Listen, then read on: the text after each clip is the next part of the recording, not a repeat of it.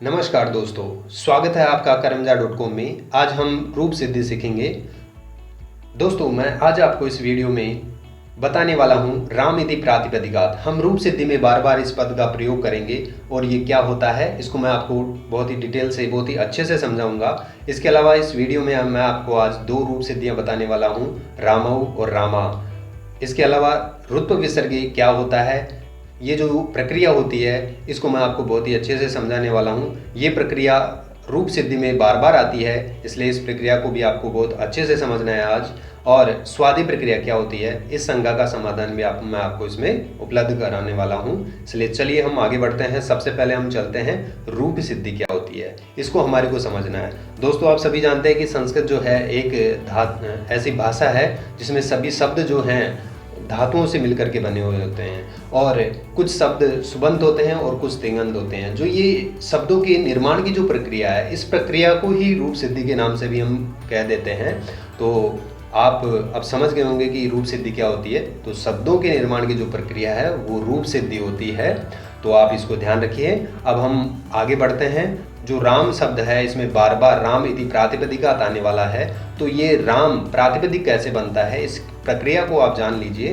तो देखिए दोस्तों, राम आप सभी को पता है एक कृदंत पद है, और ये कृदंत पद है क्योंकि इसका निर्माण जो है रम धातु में घय प्रत्यय होने से होता है। क्योंकि ये जो घय प्रत्यय है वो एक कृत प्रत्यय है, और इसके कारण ये एक कृदंत पद है। और ये कैसे बनता है तो इसको चलिए समझते हैं। रमन्ते योगिनः यस्मिन् सः रामः, इस विग्रह में जब हम देखते हैं तो रम क्रीड़ायाम धातु होती है। तो जो रम धातु है उसमें पुल्लिंग में जो है भावे, इस सूत्र से जो है घय प्रत्यय होता है। और जब घय प्रत्यय होता है तो स्थिति हमारे सामने आती है रम धन घय। यहाँ पर जो ये य है इसकी हलंत्यम से इत संज्ञा होती है। इस हलंत्यम से य की इत संज्ञा हो जाती है, और उसका ए दर्शनम लोप है, उसकी लोप संज्ञा होती है, और तस्य लोप से उसका लोप हो जाता है। जब य की का लोप हो जाता है तो हमारे सामने स्थिति बनती है रम धन घ। इस स्थिति में जो है ये जो घ है इसकी लसक व तद्धिते सूत्र से इत संज्ञा प्राप्त होती है, और अदर्शनम लोप से उसकी लोप संज्ञा हो जाती है, और तस्य लोप से उसका लोप हो जाता है। तो इस घ में केवल शेष अ बचता है, और जब अ बचता है तो हम यहाँ पर ये जो घय प्रत्यय है, इस घय प्रत्यय के ईंद होने के कारण यहाँ पर एक सूत्र आता है अत उपदाया। तो ये जो अत उपदाया सूत्र है वो ये कहता है कि अगर कोई ईंद प्रत्यय होता है तो उस धातु को वृद्धि हो जाए। तो यहाँ पर जो रम है इसकी उपदा को वृद्धि होगा, तो यहाँ पर जो रम में अ है उसका आ हो जाएगा। तो रा और आगे अ है, जब मिलाएंगे तो राम ऐसा पद बनेगा, और इसकी कृत अद्दिश समासाश्च से प्रातिपदिक संज्ञा हो जाएगी। तो राम ये पद अपने सामने बनने वाला है। दोस्तों, जब अपने सामने राम ऐसा ही पद बन जाता है तब इसके बाद में इसमें विभक्ति संबंधी कार्य होंगे, और जब विभक्ति संबंधी कार्य होंगे तभी हम इसको कहीं प्रयुक्त कर सकते हैं। अगर हम इसमें विभक्ति संबंधी कार्य नहीं करेंगे तो इस पद को हम कहीं प्रयुक्त नहीं कर सकते, क्योंकि कहा गया है अपदम न प्रयुंजितः है, अर्थात बिना विभक्तियां लगाए जो है हम उस पद का प्रयोग नहीं कर सकते। तो ये जो एक प्रक्रिया आपको इस मैंने बताई है, ये प्रक्रिया राम इति प्रातिपदिकात् के नाम से आगे की रूप सिद्धियों में हम इसको जानेंगे, और ये आपको ध्यान रखनी है। इस प्रक्रिया को हम आगे बार बार नहीं दोहराएंगे, इसलिए आप इसको ध्यान रखें। आगे बढ़ते हैं हम। रामौ, रामौ जो है ये रूप सिद्धि हम देखते हैं। रामौ रूप सिद्धि जो है प्रथमा के द्विवचन में बनती है। जब हम रामः च ऐसा हमारे सामने विवक्षा प्राप्त होती है, तो द्वित्व की विवक्षा में हमारे को जो है राम और राम ऐसे दो प्रातिपदिक पद प्राप्त होते हैं। और जब दो प्रातिपदिक पद प्राप्त होते हैं तो वहाँ पर प्रातिपदिकार्थ लिंग परिमाण वचन मात्रे प्रथमा, इस सूत्र से प्रातिपदिकार्थ मात्र में जो है प्रथमा विभक्ति होती है, और जब प्रथमा विभक्ति होती है तो न्या प्रातिपदिकात् प्रत्यय और परश्च, इन तीन सूत्रों के अधिकार में स्व जस मोट छष्टाभ्याम विस नेभ्याम व्यस, इस सूत्र से जो है सु, औ और जस, इन 3 प्रत्ययों की प्राप्ति होती है। और इन 3 प्रत्ययों की प्राप्ति कहाँ पर प्राप्त होती है? शब्द के परे प्राप्त होती है। तो राम, राम, धन, अब यहाँ पर ये तीनों प्रत्यय अपने सामने उपस्थित हो जाते हैं। अब इनमें से कौन से प्रत्यय का हम उपयोग करें, तो इसके लिए कुछ प्रक्रिया आगे और होती है। तो वो ये होती है कि सबसे पहले यहाँ पर विभक्तिश्च सूत्र आता है और वो ये कहता है कि जो सुप्रत्यय हैं उनकी विभक्ति संज्ञा हो जाए। तो ध्यान रखिए, विभक्तिश्च सूत्र विभक्ति संज्ञा करता है। उसके बाद जो है सुपह सूत्र आता है और वो सु, औ, जस, इन तीनों की क्रमशः एक वचन, द्विवचन और बहुवचन संज्ञा कर देता है। जैसे ही इनकी एक वचन, द्विवचन और बहुवचन संज्ञा हो जाती है तो फिर द्वयेकयोर द्विवचनेक वचने, इस सूत्र से द्विवचन में औ प्रत्यय होता है। और जब औ प्रत्यय हो जाता है तो हमारे सामने स्थिति बनती है राम, राम, धन, औ। ऐसी स्थिति में जो है हमारे सामने सूत्र उपस्थित होता है स्वरूपाणाम एक शेषः एक विभक्तौ। इस सूत्र से एक शेष रहता है, यानी कि जो समान रूप है उनमें से एक शेष रह जाएगा। तो राम, राम, ये 2 समान है, उनमें से एक राम शेष रह जाएगा और औ प्रत्यय हमारा सामने है। यहाँ पर जो है प्रथमयो पूर्व सवर्ण जो सूत्र है वो उपस्थित होता है और वो ये कहता है कि पूर्व सवर्ण दीर्घ हो जाए। लेकिन नादीची सूत्र जो है वो इसका निषेध कर देता है पूर्व सवर्ण दीर्घ का। और जब इसका पूर्व सवर्ण दीर्घ का निषेध हो जाता है नादीची सूत्र से, तो वृद्धि रेची सूत्र से यहाँ पर वृद्धि होती है। और जब वृद्धि होती है तो रामौ ऐसा रूप सिद्ध होता है। तो ये रामहु की रूप सिद्धि है। इसमें कुछ सूत्र महत्वपूर्ण है। परीक्षा में जो है प्रथमयो पूर्व सवर्ण इससे संबंधित या फिर नादीची इससे संबंधित प्रश्न पूछा जा सकता है, इसलिए आप इनको ध्यान में रखें। ये हमारी रामहु की रूप सिद्धि थी। अब हम आगे बढ़ते हैं अगले रूप सिद्धि की ओर।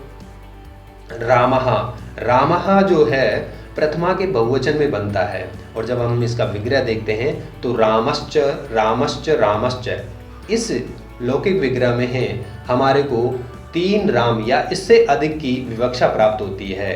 तो जब हमारे सामने राम, राम, राम ऐसे 3 प्रातिपदिक राम प्राप्त होते हैं तो इसकी प्रातिपदिकार्थ लिंग परिमाण वचन मात्रे प्रथमा सूत्र से जो है प्रथमा विभक्ति होती है। और जब प्रथमा विभक्ति होती है तो ण्या प्रातिपदिकार, प्रत्यय और परश्चय, इन 3 सूत्रों के अधिकार में स्व, जस, मोट, षष्ठाभ्याम, इस सूत्र से जो है हमारे को सु, औ और जस, ये 3 प्रत्यय जो हैं शब्द के परे प्राप्त होते हैं। ध्यान रखिए कहाँ प्राप्त होते हैं? शब्द के परे प्राप्त होते हैं। और जब ये शब्द के परे प्राप्त होते हैं तो विभक्तिश्च सूत्र से इन सब प्रत्ययों की विभक्ति संज्ञा हो जाती है। यहाँ आपको ध्यान रखना है, विभक्ति संज्ञा करने वाला सूत्र आपसे पूछा जा सकता है, तो आपको ध्यान रखना है विभक्तिश्च सूत्र से विभक्ति संज्ञा होती है। और जैसे ही विभक्ति संज्ञा होती है तो इन सु, औ, जस की सुपह सूत्र से एक वचन, द्विवचन और बहुवचन संज्ञा होती है। और जब इनकी एक वचन, द्विवचन, बहुवचन संज्ञा हो जाती है क्रमशः, तो फिर बहुसु बहुवचनम, ये जो है बहुत्व की विवक्षा में जस प्रत्यय करता है। तो इन 3 पदों के साथ में जस प्रत्यय आ जाता है तो राम, राम, राम और जस, ये स्थिति हमारे सामने आती है। अब यहाँ पर स्वरूपाणाम एक शेषा एक विभक्तौ, ये सूत्र आता है और ये 3 एक समान रूपों में से एक शेष रखने के लिए कहता है। तो हमारे पास राम, धन, जस, ये स्थिति बनती है। अब इस स्थिति में जो है यहाँ पर हमारे सामने हलंत्यम सूत्र उपस्थित होता है और वो हलंत्यम सूत्र उपस्थित होकर के ये कहता है कि ये जो स है राम, धन, जस, तो जो जस का स है उस स की इत संज्ञा हो जाए। लेकिन न विभक्त तुष्मा सूत्र उपस्थित होता है और वो सकार की संज्ञा का निषेध कर देता है। जब सकार की संज्ञा का निषेध हो जाता है तो वहाँ पर चूटू एक सूत्र उपस्थित होता है और वो इस जकार की इत संज्ञा करता है। और जब इसकी इत संज्ञा हो जाती है, अदर्शन लोप संज्ञा हो जाती है, तो उसका तस्य लोप से लोप हो जाता है और ये जय का लोप होने हो जाता है। तो हमारे सामने स्थिति बनती है राम, धन, अस। जब ये स्थिति आती है तो यहाँ पर अकह सवर्णे दीर्घ सूत्र आता है और ये अकह सवर्णे दीर्घ सूत्र प्राप्त होता है, लेकिन अतो गुणे से उसका निषेध हो जाता है और ये ऐसा कहता है कि पररूप एकादेश हो। लेकिन पररूप एकादेश को भी जो है प्रथमयो पूर्व सवर्ण सूत्र जो है वो बात देता है और वो ये कहता है कि यहाँ पर पूर्व सवर्ण दीर्घ हो तो इस प्रथमयो पूर्व सवर्ण सूत्र से जो है यहाँ पर पूर्व सवर्ण होता है और पूर्व सवर्ण होता है तो रामास ऐसी स्थिति बनती है। अब यहाँ पर ये जो स है, इस स का हम रुत्व विसर्ग करते हैं तो रामहा रूप सिद्धि होती है। अब ये रुत्व विसर्ग क्या होता है इसको मैं आपको संक्षेप में आगे समझाने जा रहा हूँ।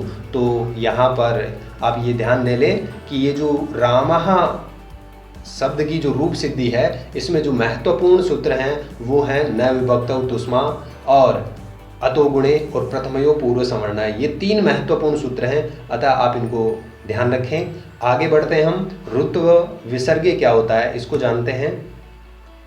तो चलिए, रुत्व विसर्ग ये प्रक्रिया बार बार रूप सिद्धियों में आएगी, तो इसको आप ध्यान रखेंगे कि जब हम रू के स्थान पर विसर्ग करते हैं तो इस प्रक्रिया को हम रुत्व विसर्ग कहते हैं। और ये क्या होता है इसको आप समझ लीजिए।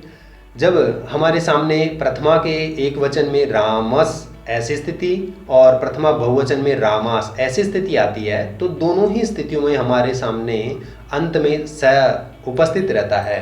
तो इस स की ससुजुसो रू से यहाँ पर स के स्थान पे रू आदेश होता है और जब इसका रू आदेश हो जाता है तो रू के अंदर जो ऊ है उस ऊ की उपदेशे अजनुनासिक इत सूत्र से इत संज्ञा हो जाती है, ऐदर्शनम लोपः से उसकी लोप संज्ञा हो जाती है और जब लोप संज्ञा हो जाती है तो तस्य लोपः सूत्र से उस उकार का लोप हो जाता है। जब उकार का लोप हो जाता है तो र में केवल र बचता है, रू में केवल र बचता है, तो राम र ऐसी स्थिति आती है। और ऐसी स्थिति आने पर विरामो अवसानम सूत्र से जो है इस र की अवसान संज्ञा हो जाती है कि आगे और कोई कार्य बचा ही नहीं है, कोई पद बचा ही नहीं है, तो इसकी अवसान संज्ञा हो गई। और जब अवसान संज्ञा हो गई तो खर वसानियो विसर्जनीय सूत्र से जो है इस र का विसर्ग हो जाता है और जब र का विसर्ग हो जाता है तो रामः ऐसा पद बनता है। और बहुवचन में भी हम देखें तो सेम ऐसी स्थिति आती है,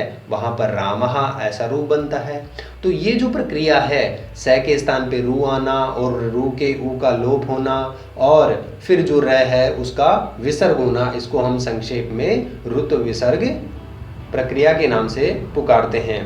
तो आपको ये समझ में आ गया होगा। आगे बढ़ते हैं हम। अब हमने एक शंका रखी है कि स्वादि प्रक्रिया क्या होती है। स्वादि प्रक्रिया जो है जब हम व्याकरण में शब्दों का निर्माण करते हैं तो धातु में कुछ प्रत्यादि जुड़ जाते हैं और धातु में जब प्रत्यादि जुड़ जाते हैं तो फिर उसके बाद में विभक्ति संबंधी वहाँ पर कार्य होते हैं। जो ये विभक्ति संबंधी कार्य होते हैं इनको हम संक्षेप में स्वादि प्रक्रिया के नाम से भी पुकार लेते हैं, क्योंकि हम जब कृदंत और तद्धित प्रकरण पढ़ते हैं तो वहाँ पर उनसे संबंधित कार्यों को महत्ता हम प्रदान करते हैं। और वहाँ पर चूँकि हम पहले ही स्वादि प्रक्रिया को सीख चुके हुए होते हैं, इसलिए वहाँ पर हम इस प्रक्रिया को पुनः न दोहरा करके संक्षेप में केवल स्वादि प्रक्रिया ऐसा कह देते हैं।